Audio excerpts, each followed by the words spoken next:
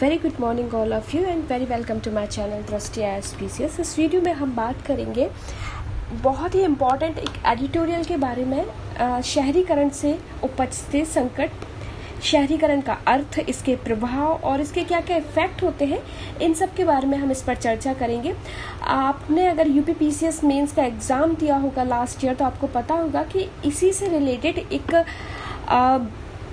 एक क्वेश्चन आया हुआ था आपके UP-PCS में, और ये GS जनरल स्टडी 1 के अंतर्गत आता है। ठीक है, तो चलिए हम स्टार्ट करते हैं।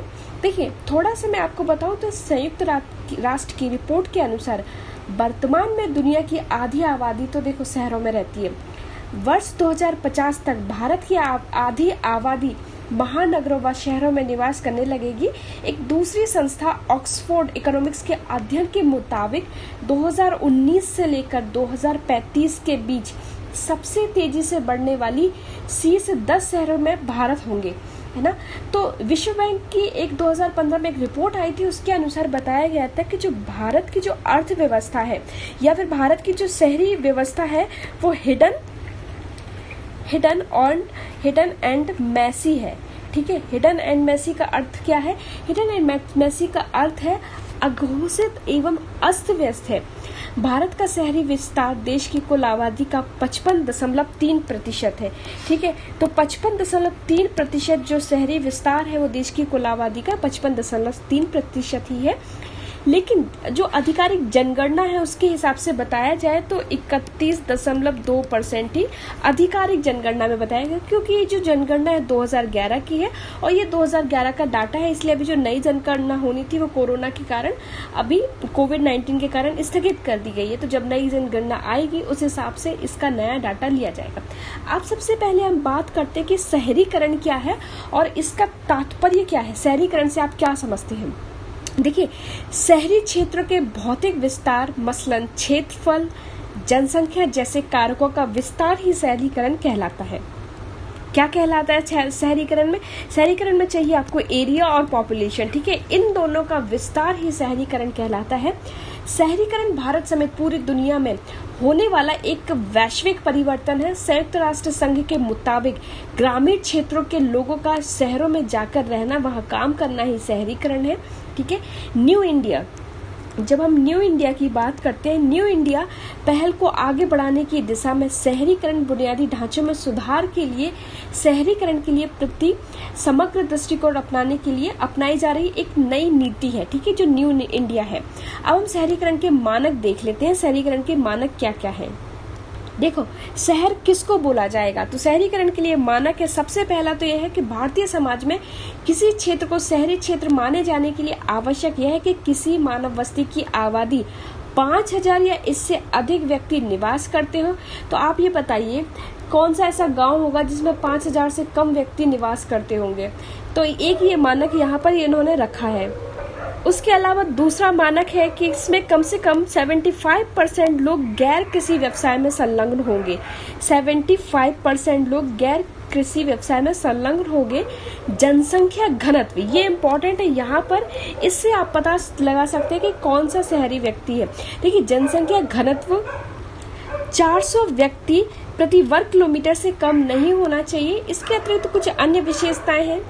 वो विशेषताएं क्या है? देखिए, इसमें विशेषता है कि जो उद्योग है, बड़ी आबादी, बस्ती, बिजली, सार्वजनिक परिवहन जैसी व्यवस्था हो तो इसे शहरीकरण के अंतर्गत, शहरी क्षेत्र के अंतर्गत माना जाता है। अब हम बात करते हैं कि बढ़ते शहरीकरण का कारण क्या है और इससे संबंधित समस्याओं को हम इसमें डिस्कस करते हैं। ठीक है, तो शहरीकरण के बढ़ते कारणों में देखा जाए तो शहरीकरण के कारण बढ़ने के प्रमुख कारण है वो एक बेरोजगारी। ठीक है, अगर आपके आंसर राइटिंग के लिए इस तरीके का आता है तो आप सबसे प्रमुख जो कारण लिखिए वो लिखिएगा बेरोजगारी। शहरों में आने जाने वाले लोगों में अधिक संख्या में नौकरी की तलाश करने वालों की, ना कि बेहतर नौकरी पाने वालों की, तथा बाहर से आने वालों में बेरोजगारी की दर अपेक्षाकृत कम है। ठीक है, मतलब यहाँ पर है उन्हें सिर्फ और सिर्फ नौकरी चाहिए, ना कि बेहतर नौकरी। पहला कारण तो ये है, जैसा कि आप अभी देख रहे हैं, जो मजदूर हैं, मजदूरों का पलायन होता है। तो इस तरीके के मजदूरों का पलायन क्यों होता है? क्योंकि उन्हें गांव में कुछ बेहतर नौकरी के या फिर उन्हें अपनी आजीविका चलाने के लिए बेहतर अवसर का ना हो पाना, इसीलिए उनका जो पलायन होता है वो शहरों की तरफ होता है। गांव से शहरों की ओर पलायन का प्रमुख कारण एक और है वेतन दर, और वेतन दर जो बहुत कम होती है गांव में। इसके अलावा दो प्रमुख कारण है, एक तो जोत की कम भूमि और परिवार का बड़ा आकार। शहरी प्रवसन के लिए जाति प्रथा भी एक महत्वपूर्ण कारण है। ये यहाँ पर बहुत ही इम्पोर्टेंट है कि जाति प्रथा शहरी प्रवसन के लिए एक महत्वपूर्ण कारण है। द्वितीय विश्व युद्ध के परिणाम स्वरूप शहरी क्षेत्रों में तीव्र गति से सरकारी सेवाओं का विस्तार हुआ, जो गांव से शहरों की ओर प्रवासन का एक प्रमुख उत्प्रेरक कारक बना। औद्योगिक क्रांति के पश्चात शहरों में भौतिक सुख सुविधाओं की वृद्धि हुई, ये भी एक महत्वपूर्ण कारण माना जाता है। अगला कारण ये माना जाता है कृषि में होने वाले नुकसान की वजह से लोग कृषि छोड़कर रोजगार की तलाश में आते हैं। कृषि मंत्रालय के मुताबिक खेतों पर निर्भरता लोगों की 40% ऐसे लोग हैं जिन्हें अलग अगर विकल्प मिले तो वे तुरंत खेती छोड़ दें, क्योंकि खेती में उनकी लागत ज्यादा होती है और उनको कमाई बहुत कम होती है। वर्ष 1990 के बाद निजी क्षेत्र का विकास हुआ, जिससे बड़े कारखाने, फैक्ट्रियों का विकास हुआ तथा शहरों तथा महानगरों का निर्माण हुआ। 11वीं पंचवर्षीय योजना में भारत के आर्थिक विकास के लिए शहरीकरण को लक्ष्य बनाया गया था। अब हम बात कर लेते हैं शहरीकरण से संबंधित समस्याएं क्या क्या है। बहुत इम्पोर्टेंट है ये, और आपके पेपर 1 में इस तरीके के क्वेश्चंस बनते रहते हैं, तो आप जरूर देखिएगा। पहली समस्या तो ये है अति शहरीकरण।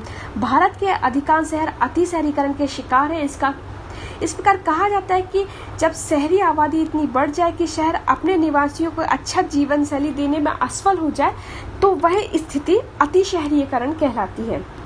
उसके बाद दूसरा है आवास तथा गंदी बस्तियों की समस्या। शहरी जनसंख्या में हो रही वृद्धि से अनेक समस्याओं ने जन्म लिया है, जैसे कि जिसमें आवास की समस्या प्रमुख है। यह समस्या आवास की गुणवत्ता और मात्रा दोनों में देखने को मिलती है। सामाजिक सुरक्षा का अभाव। ग्रामीण क्षेत्रों में नगरों में आने वाले लोग अधिकतर गरीब होते हैं, उनके पास किसी भी प्रकार की सामाजिक सुरक्षा का अभाव होता है। उसके बाद चौथा कारण यह है कि पारिवारिक विघटन। शहरीकरण के परिणाम स्वरूप बड़े परिवार छोटे परिवारों में विभक्त हो रहे हैं। इसके अतिरिक्त परिवारों में विवाह विच्छेद, विधवाओं का शोषण, वृद्धों के साथ दुर्व्यवहार की घटनाओं में भी वृद्धि हो रही है। निर्धनता। ग्रामीण भारतीय गरीबी को छिपाने के लिए और उनसे निपटने में ज्यादा सक्षम है, जबकि शहरी भारत में ऐसा संभव नहीं है। शहरी गरीबी बढ़ती जा रही है, और क्योंकि रोजगार की तलाश में लोग अपना गांव छोड़कर शहरों की तरफ पलायन कर रहे हैं। उसके बाद पर्यावरण समस्या तो एक उपस्थिति ही है। शहरी केंद्रों में जनसंख्या के लगातार बढ़ते रहने एवं औद्योगिकरण के फलस्वरूप पर्यावरण प्रदूषण तथा अवन्य की कई समस्या उत्पन्न हो रही है। महानगरों और शहरों में प्रदूषण का प्रमुख कारण वाहनों एवं औद्योगिक संस्थानों द्वारा निकला गया विषैला रसायन है। निर्जातीय विविधता की बात करें तो निर्जातीय विविधता सामुदायिक एकीकरण की समस्या है।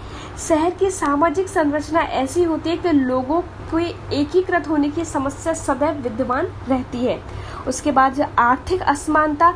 शहरों में आर्थिक असमानता विकसित देशों की तुलना में बहुत अधिक है। महानगरों पर खर्च की कई आय ग्रामीण क्षेत्रों की तुलना में अधिक होती है। इस तौर पर आर्थिक अंतर परिणाम स्वरूप ग्रामीण शहरों के लोग आकर्षित होते हैं। जननांगीय असंतुलन की बात करें तो भारत में पश्चिमी देशों की तुलना में शहर प्रवास की प्रवृत्ति पुरुषों में ज्यादा है, जिसके कारण ग्रामीण क्षेत्रों में उत्पादन पुरुष की जनसंख्या कमी आ रही है।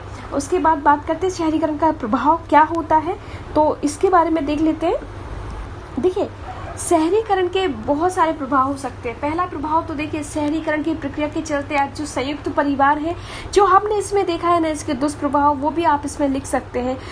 परिवार जो संयुक्त परिवार थे वो एकाकी परिवार में बदल रहे हैं। परिवार का आकार भी सिकुड़ रहा है, नातेदारी संबंध कमजोर हो रहे हैं। शहरीकरण ने जाति व्यवस्था पर भी प्रभाव डाला है। वर्तमान में जातीयता के प्रति भी कटुता में कमी आई है। और उसके बाद हम देखें कि शहरीकरण में धार्मिक क्षेत्र का भी प्रहार किया है। ध्यान देने वाली बात यह है कि शहरों में लोगों की धर्म में आस्था होती है, लेकिन वे धर्म के नाम पर आडंबर या विश्वास नहीं करते हैं। शहरीकरण की प्रक्रिया में महिलाओं की सामाजिक, शैक्षिक, आर्थिक, राजनीतिक परिस्थिति में व्यापक बदलाव होता है। महिलाओं की जो परिस्थिति है ग्रामीण क्षेत्र की तुलना में शहरी क्षेत्रों में अधिक ऊंची होती है। ठीक है, तो अब हम देख लेते हैं कि शहरीकरण से निपटने के लिए सरकार द्वारा क्या प्रयास किए जा रहे हैं, क्योंकि ये हमारे लिए बहुत ही इंपॉर्टेंट है। आंसर राइटिंग में एक बहुत इंपॉर्टेंट रोल प्ले करता है। तो सरकार द्वारा शहरों के ठीक प्रकार से नियोजित करने के लिए सबसे पहले तो हमारा जैसा रटा रटा एक कॉन्सेप्ट है, स्मार्ट सिटी मिशन अपनाया गया है। केंद्र सरकार ने मेट्रो, मोनोरेल, बस, रैपिड ट्रांजिट जैसे बड़े सार्वजनिक परिवहन गलियारों के पास बसने को बढ़ावा देने के लिए एक नीति की तैयार की है, जिसका उद्देश्य शहरीकरण के जो चुनौतियां हैं उनसे निदान प्राप्त करना है।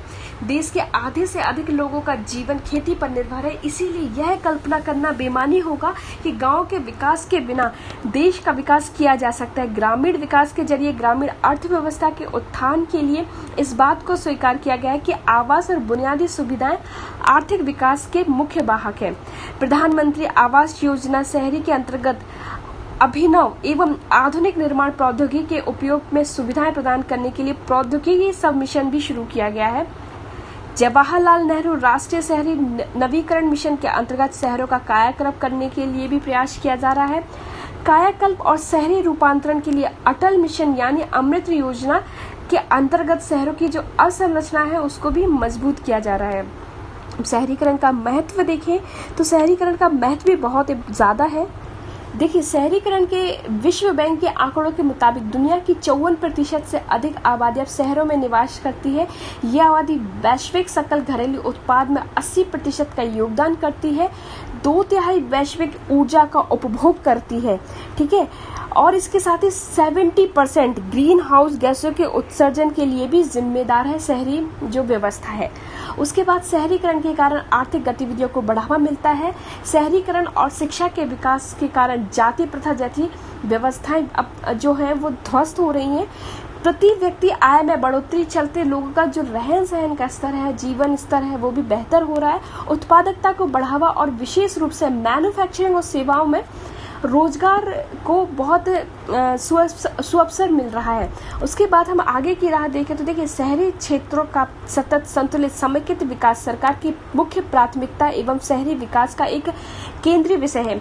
जिस तरीके से देश में शहरीकरण की प्रक्रिया का प्रबंधन होगा, उसी से यह निर्धारित होगा कि किस सीमा तक शहरी अव्यवस्था का लाभ उठाया जा सकता है, अब स्थानांतर का लाभ उठाया जा सकता है। ग्रामीण क्षेत्र में रोजगार पैदा करने के साथ साथ पलायन को कम करने के लिए ग्रामीण कृषि व्यवस्था जो की विविधीकरण करने की जरूरत है। इस मामले में मनरेगा ने गांवों से शहरों की ओर पलायन कम करने में अहम भूमिका निभाई है। पूरा